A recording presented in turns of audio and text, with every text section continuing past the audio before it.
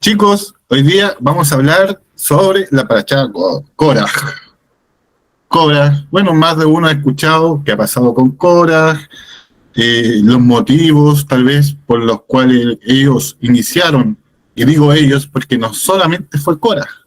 Recordemos que fueron 250 hombres, más Datán, y se me olvida siempre el segundo nombre, Datán y Abiram. Ese hombre tuvo que haber sido muy mezquino porque de verdad que siempre se me olvida el nombre. Bueno, importante recordar lo siguiente. Korah era de la tribu de Leví. Korah era de la tribu de Leví, entonces él se sentía con un piso más arriba que el resto, digámoslo así. Era un levita, yo soy levita, a mí me corresponde también ser Cohen, y eso era lo que estaba alegando él. Esa era una de sus quejas.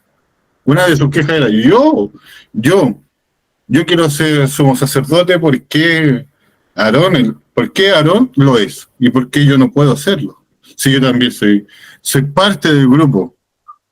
¿Acaso, y en la rebelión, una de las cosas que ellos dicen, ¿acaso no todo el pueblo es santo?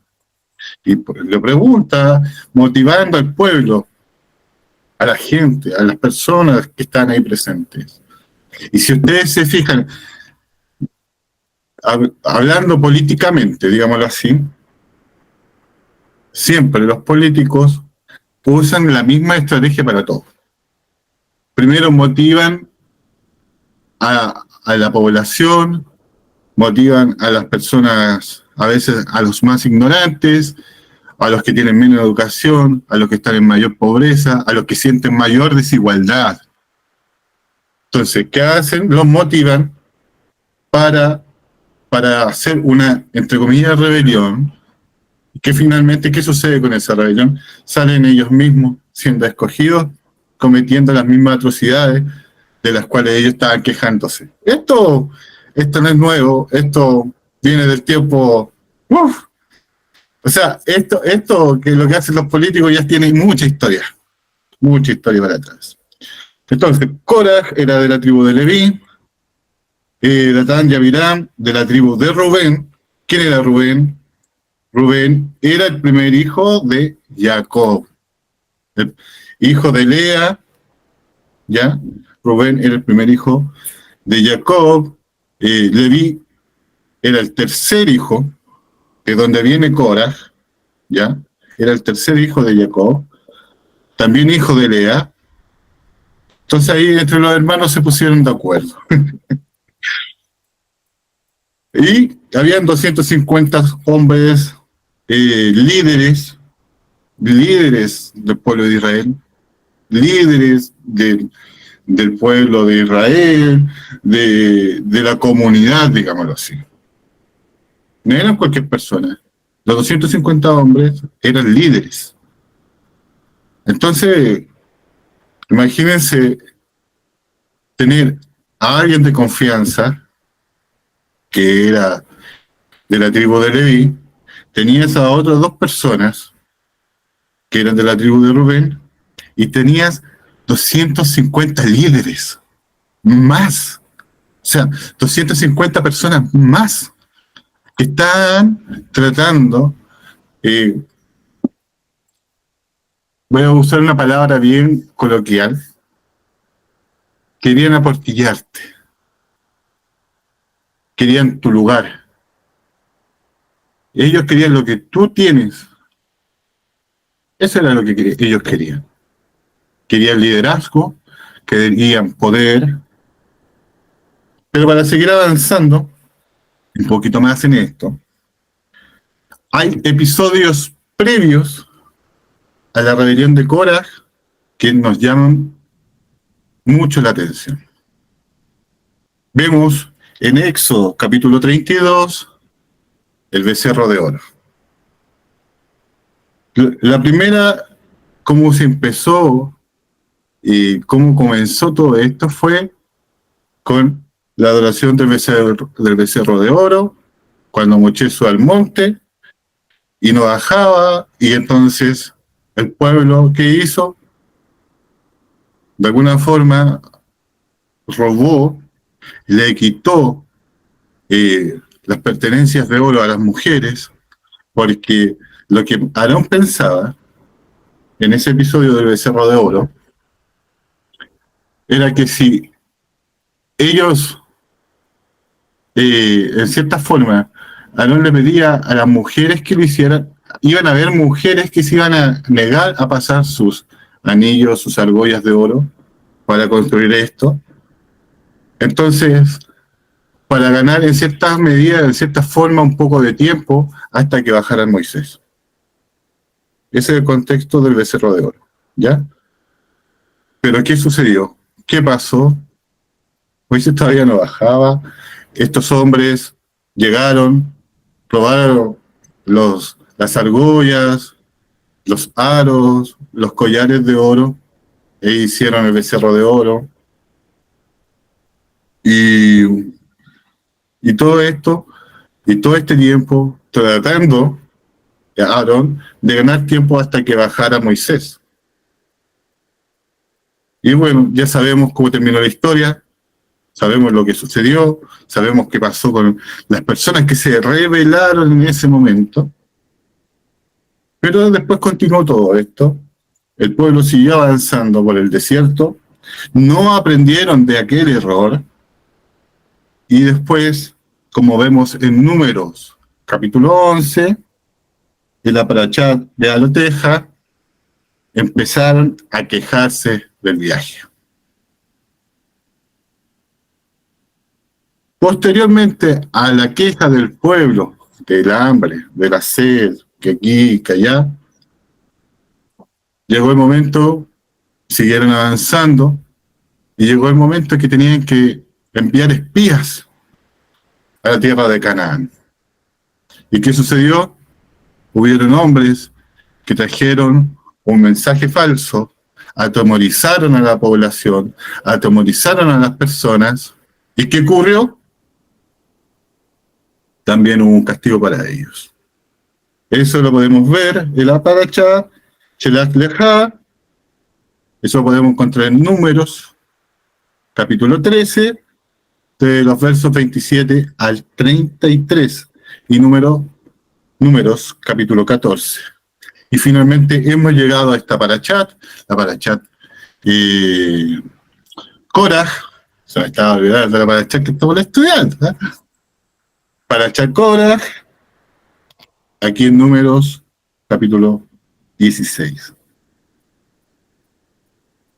No sé si a ustedes, o eso es lo que va a compartir en pantalla, querida Yogeber, a ver si lo ponemos nomás.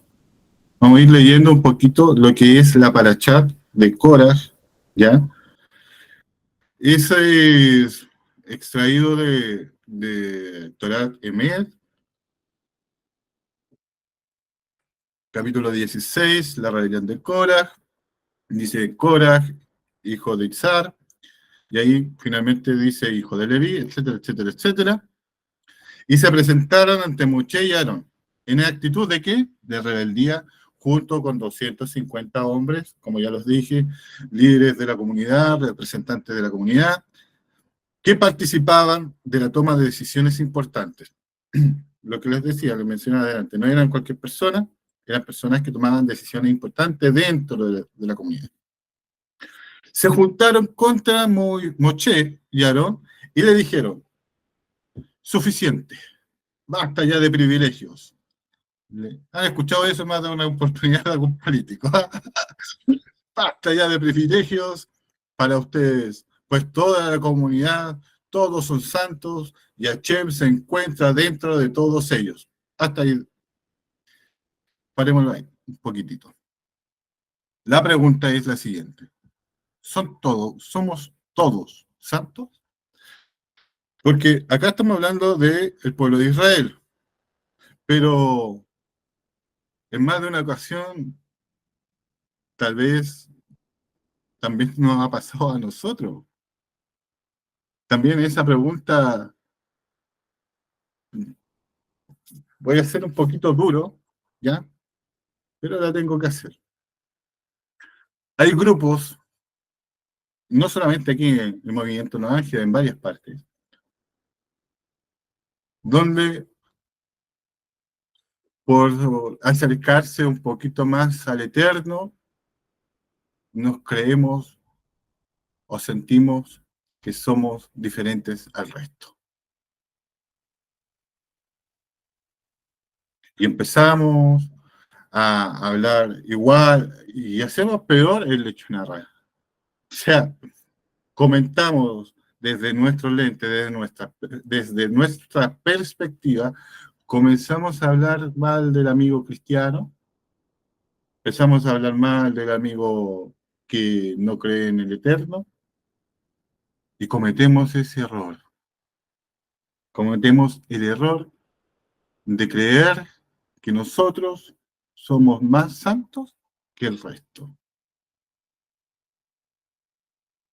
Entonces, lo que la pregunta ahí dice, la pregunta, ¿a dónde se me perdió la pregunta?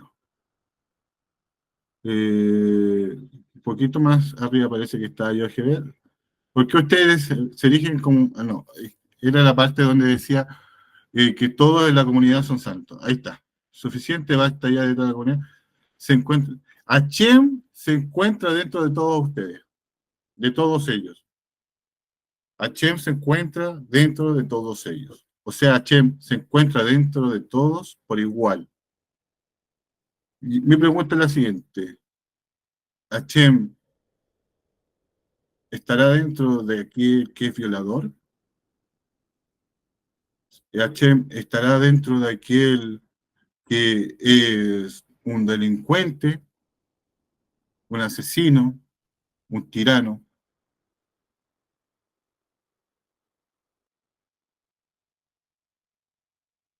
Y la pregunta es más allá todavía.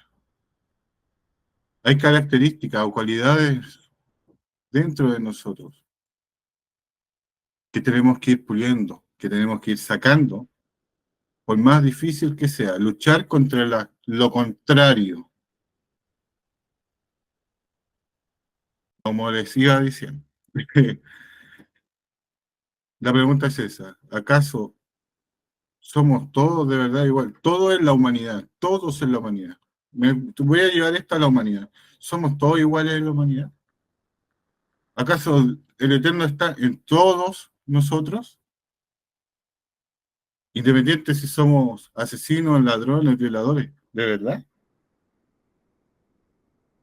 Esa es una de las preguntas que nos vamos a hacer y la vamos a ir viendo al final eh, de esta reflexión. Sigamos leyendo.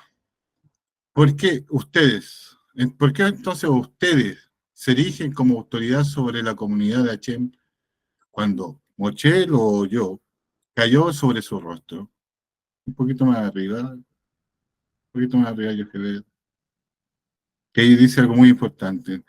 Cuando Moshe lo oyó, cayó sobre su rostro. Estaba apesadumbrado por esta disputa, pues ya era la cuarta irreverencia, lo que estábamos viendo hace un ratito atrás, la cuarta reverencia, el becerro de oro, cuando se quejaron por el viaje, los espías y este incidente de Cora. En los tres primeros Moshe intercedió por el pueblo ante Hashem, pero ahora se sentía carente de excusas para mediar nuevamente. Moshe sabía que estaba en lo cierto, sin embargo, en la humildad que lo caracterizaba, cayó sobre su rostro en un gesto de introspección. Quizás ellos tengan razón, se cuestionó, pero inmediatamente se recuperó y en salvaguarda del honor a Hashem se dispuso a defender su autoridad, actuó motivado por las nobles ideas de vida y no por mezquinas consideraciones egocéntricas. Entonces, vemos que Moisés, en este caso, puede, puede leer o puede percibir las intenciones de Cora. Con todo lo que él vio, con todo lo que sucedió, en este caso, Moisés pudo percibir las intenciones de Cora. Y el versículo 10, vamos al versículo 10, quería yo que vean, un poquito más abajo, dice, él se acercó a ti y a todos tus levitas y al servicio del sacerdocio.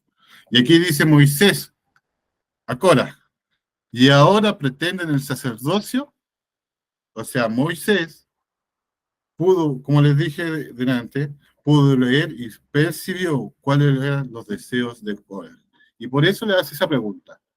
Y ahora pretenden el sacerdocio. O sea, ya no les bastaba con ser hijos de Leví, que ya tenía o sea, su trabajo era hacer cánticos en el templo. Ellos eran los encargados de llevar las tonadas, el cántico en el templo. Para él no era suficiente eso, él quería algo más. Él deseaba algo más. Korah deseaba algo más y buscó apoyo en Datán y Abiram, buscó el apoyo en ellos, más los 250 líderes, para poder sacar, entre comillas, sacar del puesto, sacar del liderazgo a Moisés y Aarón. Entonces, por eso que Moisés le pregunta ahí en el versículo 10, y ahora pretenden el sacerdocio, o sea, no les bastaba ser solamente levitas.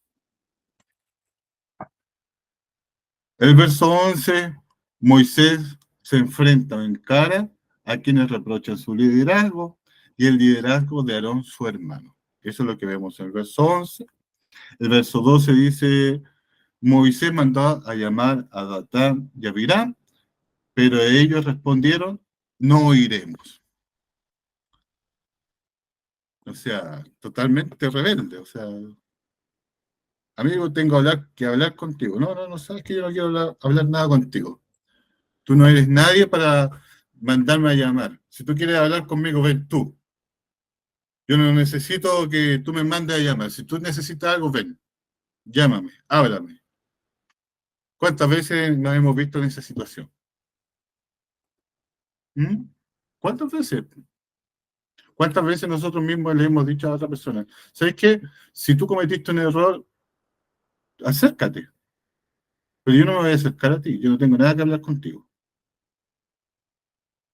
Estamos hablando de una cualidad, es algo de nuestro carácter. Eso lo hemos hecho más de una vez. ¿Por qué? Porque primero está nuestro ego, primero está nuestro orgullo. Simple. Yo no tengo nada que conversar contigo. En vez de pensar, razonar, tener un poquito de inteligencia emocional, digámoslo así, nos vamos directamente a otra cosa. Nos gana más el orgullo. Pretendemos mejor no. ¿Sabes qué? No quiero hablar contigo, aléjate. No tengo nada que hablar contigo. Si tú quieres decirme algo, acércate. ¿Me pueden negar que lo han dicho más de una vez? No. Y precisamente es eso las cosas que tenemos que ir puliendo de nosotros. ¿Por qué? Porque es fácil hacer lo que a nosotros nos gusta, pero es difícil hacer las cosas que no nos gustan. Y precisamente las cosas que tenemos que hacer son aquellas que no nos gustan, para refinar, ¿qué cosa? Nuestro carácter. Eso es lo más complicado, lo más difícil.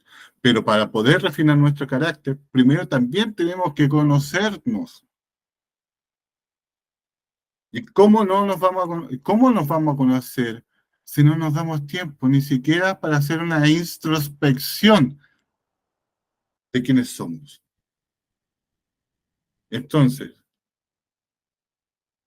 tenemos que darnos cuenta de lo importante que es conocer nuestras cualidades y defectos, nuestras virtudes y defectos, conocer realmente quiénes somos o qué somos. ¿Eso lo vamos a saber de un día para otro? No. La respuesta es no. Tal vez te demores 120 años en conocerte a ti mismo. Pero mientras tanto, anda detectando las cosas que de verdad afectan al resto de las cosas que tú haces. ¿Tienes problemas para darse de acá? Entonces darse de acá. ¿Tienes problemas para agradecer a Dios? Entonces agradece a Dios. ¿Tienes problemas para ayudar al prójimo? Entonces ayuda al prójimo. ¿Tienes problemas de ego? ¿Tienes problemas de orgullo? Trabaja en ti mismo. ¿Es difícil? Sí. ¿Cuánto te puede demorar conocerte? ¿Cuánto tiempo te puede demorar conocerte? Mucho, pero hazlo, porque si no te conoces, no te puedes amar. Y si no te amas, tampoco vas a ser capaz de amar a otros. O sea, lo primero, ámate, quiérete, respétate.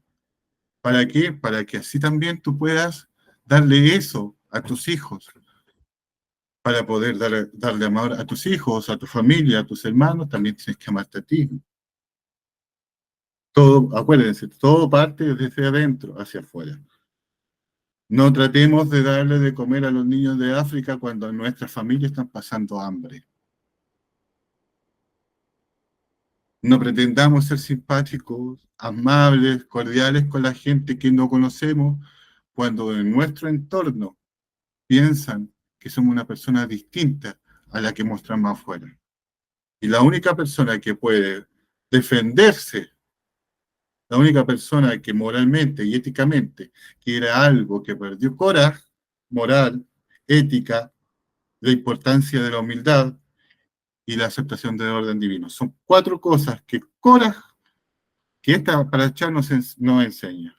La moral, la ética, la importancia de la humildad y la aceptación del orden divino. Son cosas que cada uno también tiene que trabajar.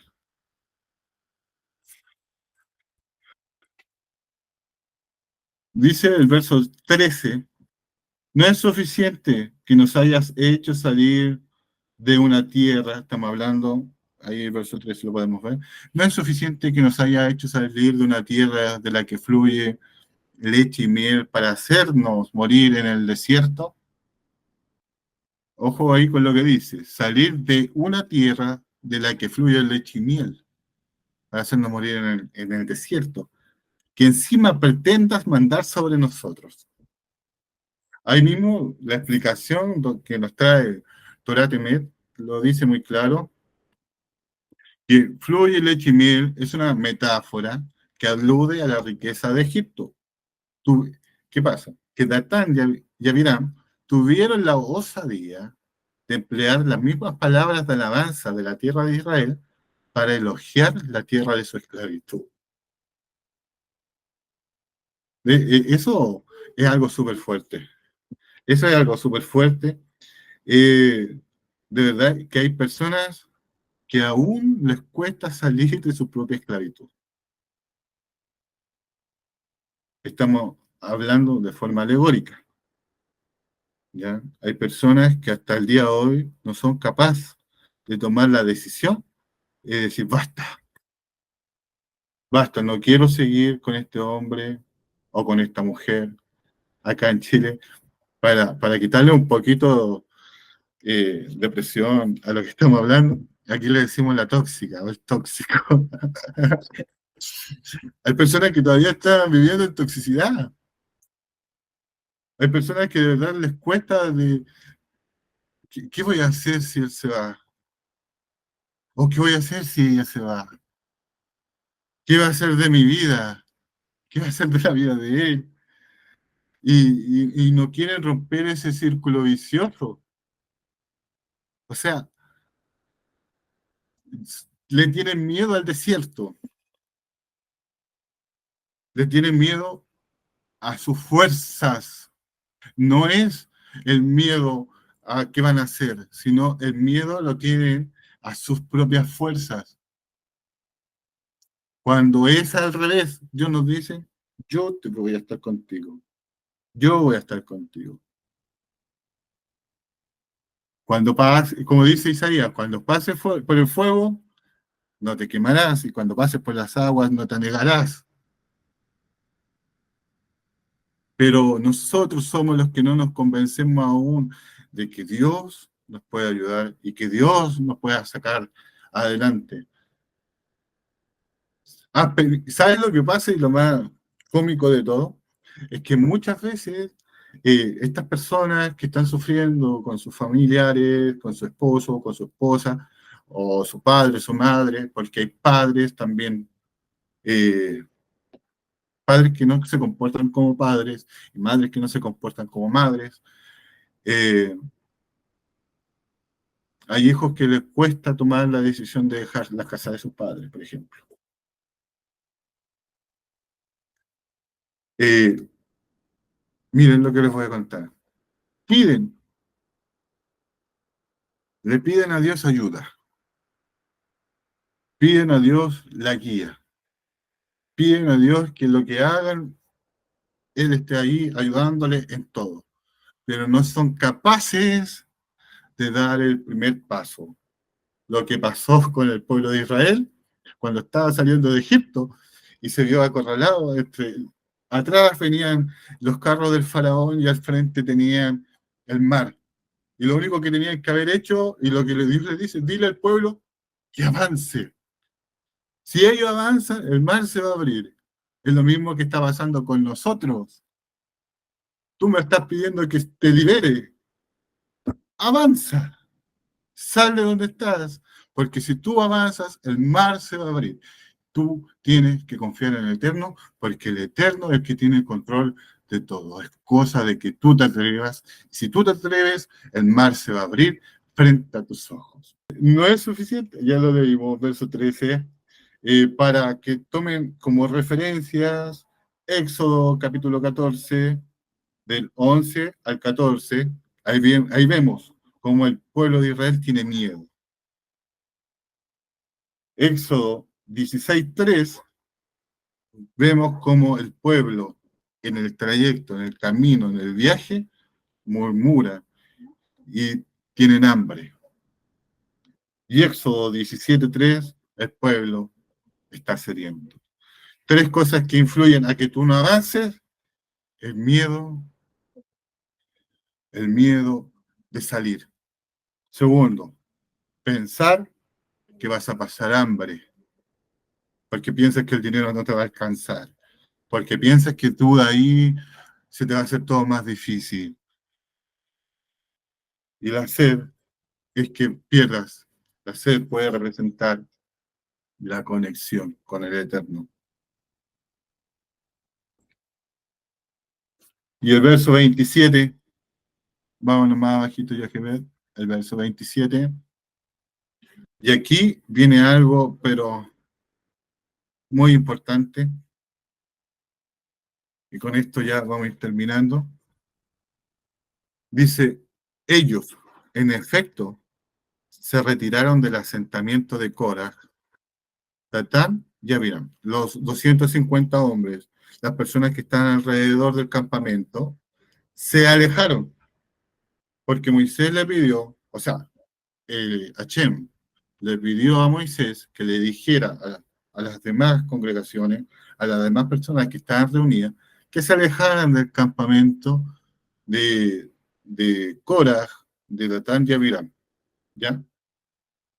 Por eso dice, ellos, en efecto, se retiraron del asentamiento de Korah, de Datán y Abiram, y de todo su contorno. Y miren, y aquí viene algo muy importante. Dice, Datán y Abiram salieron y se pararon desafiantes a la entrada de sus tiendas. ¿Con quién? Con sus mujeres, sus hijos y sus niños pequeños. Y esto es para los padres y para las madres, para los tíos, para los abuelos y para todos. Porque uno, un padre y una madre que tomen malas decisiones no van a caer solos, sino que toda su familia va a caer con ellos. Quien desafía al Eterno, quien se va en contra del Eterno, va a caer. Porque ¿quién es nuestro estandarte? ¿Quién es nuestra fortaleza? ¿Quién es nuestro escudo? Es Dios, nadie más. No son los líderes, no son Pedrito, Juan y Diego, sino que es el Eterno, el estandarte. Nuestras fuerzas es Él.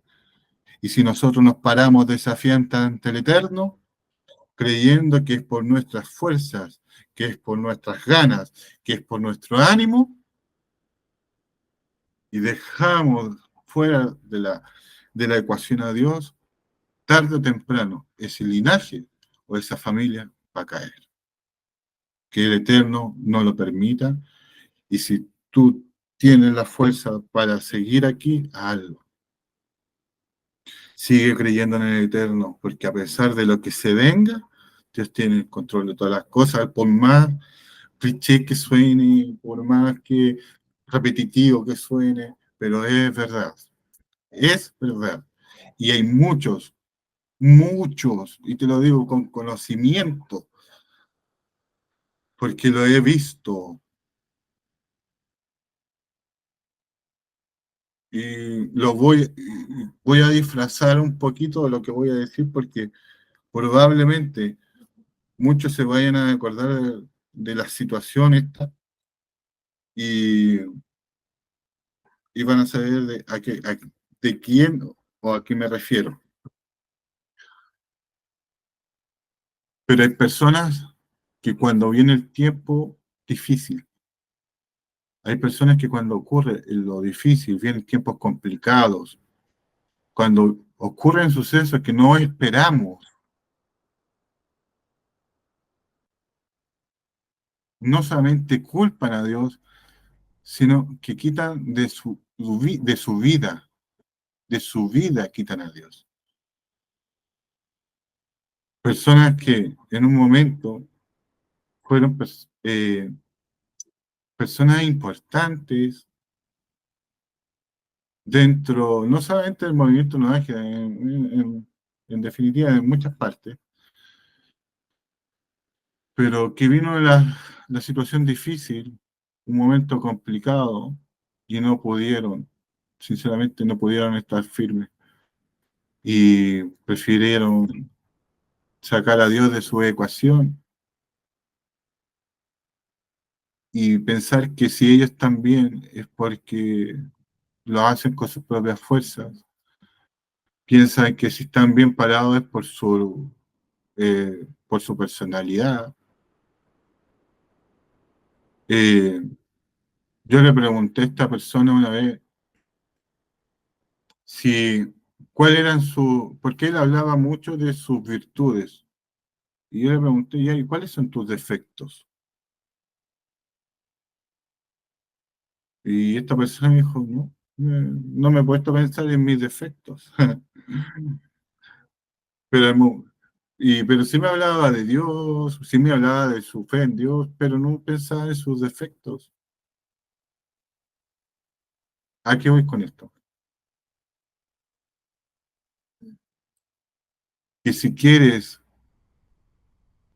que Dios te cuide, si quieres que Dios guarde a tu familia, si quieres no caer como cayó Korah, Datán y Abiram, date cuenta de tus defectos, muéstraselos a Dios, habla a Dios de tus defectos. No traigas a Dios la ofrenda o tu plegaria diciendo, Dios, gracias por esto y esto otro, sin decir cuáles son tus defectos. Porque lo que tenemos que ir cambiando son nuestros defectos.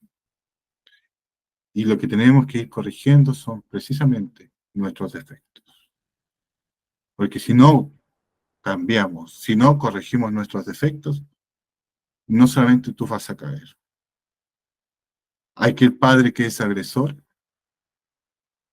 le enseña a su hijo que eso es bueno, ese niño va a cometer el mismo error que su padre y va a seguir agrediendo a su esposa y va a agredir a sus hijos. Y ese niño va a seguir agrediendo tal vez a quien más.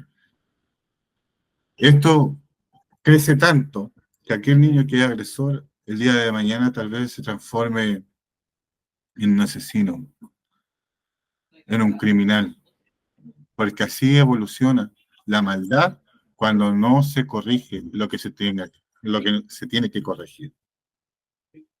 Chicos, eso es la breve reflexión. Me pasé un poquito en el tiempo, pero, pero gracias por la invitación y como dice Rabina Ariel, quedo a disposición de preguntas y comentarios.